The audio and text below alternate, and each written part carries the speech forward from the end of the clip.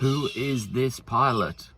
Hashtag, who is this pilot? The one that was on the screen, if you saw it, as you pressed play. Well, you didn't, did you? Because I've got no viewers and I'm trying to keep it that way.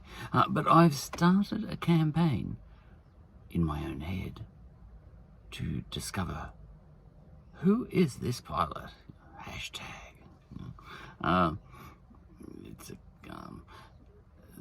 This pilot got shot down a month or so ago over the Tigray region of Ethiopia. Elite warrior of the sky he must have been, and I can't even find a reference to his name on the internet. I googled and googled and googled, even though Google is our enemy now, an enemy to all Australians. We're in a conflict with Google because Google is ripping us off. America is ripping off us, not the other way around. Do you remember when Donald Trump, he kept saying, this is the richest country in the world. The whole world's ripping us off all the time, ripping us off. And there were people in Botswana saying, are we? What the hell? Oh, God, America's been ripping everybody off forever, Anyway, who is this pilot? The big tech companies especially, they're ripping us off. We're offering a service and you don't have to use it. Well, we all got sucked in. All right, our fault, but now we're dependent on Google and all these things, and we can't get off that drug. Damn, you're drug dealers. Will that get my episode banned by saying that? It might. That's the way it works now, because Google's in charge of the algorithms that are scanning this video right now, I'm sure. Sorry, Google. I'm sorry, I really love you. Don't ban my episode like you banned the other ones. Bastards. Oh, I love you. You're not bastards, I love you. Please don't, censor me. Oh dear. And they're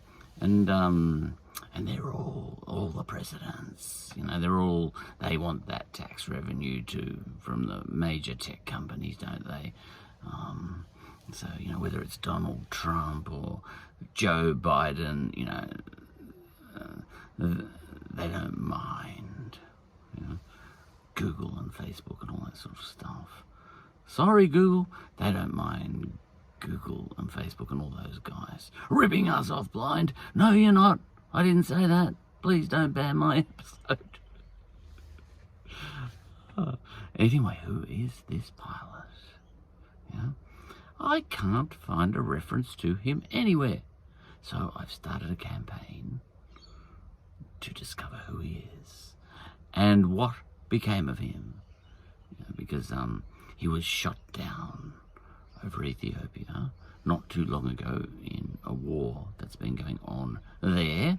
Now, a friend of my cousin's, look, it doesn't matter, I can say his name, I'm sure. I don't know the guy, but my cousin does, John Nichol. He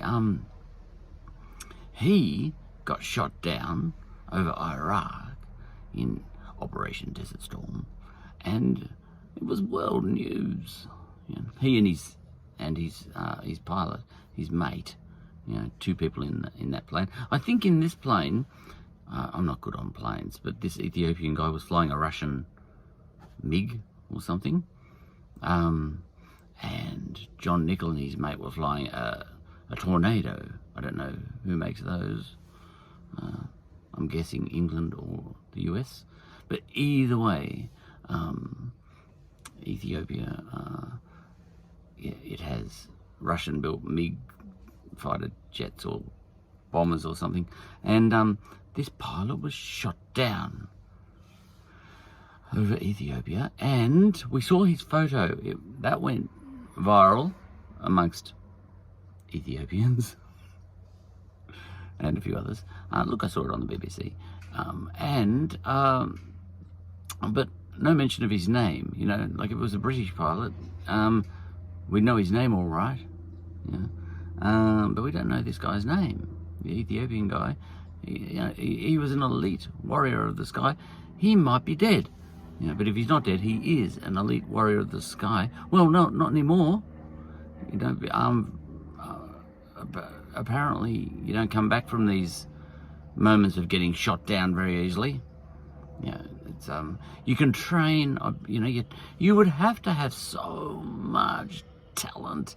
Like, these people are like superstars, sort of superheroes, compared to us ordinary people in terms of how much talent they need to have to even get into an Air Force. I went for the Air Force when I was 16, Air Force Academy, and I didn't get through. I got through most of the stages, but they put me on a reserve list, whatever that means. They never called. But it's not an easy process to go through. They put me through the ringer. So people like this this British pilot, John Nichols, and this Ethiopian guy must have, that Ethiopian guy. There's 100 million people in Ethiopia, and I think there's only 13 planes or 16 planes or something. Now that's elite. Anyway, he was shot down by other soldiers who just happened to be handy with a heat-seeking missile, I suppose. And then suddenly, one moment, and this is how that John Nichol put it, one moment you're just, you're Napoleon of the sky, and the next moment you're eating sand or dust, because you've ejected, and bang, you're down there and there's a mob of ordinary soldiers around you, ragtag bunch of soldiers compared to you, but they've got power over you. You are dazed and confused in the Led Zeppelin sense, and you're surrounded by a mob. What happened to that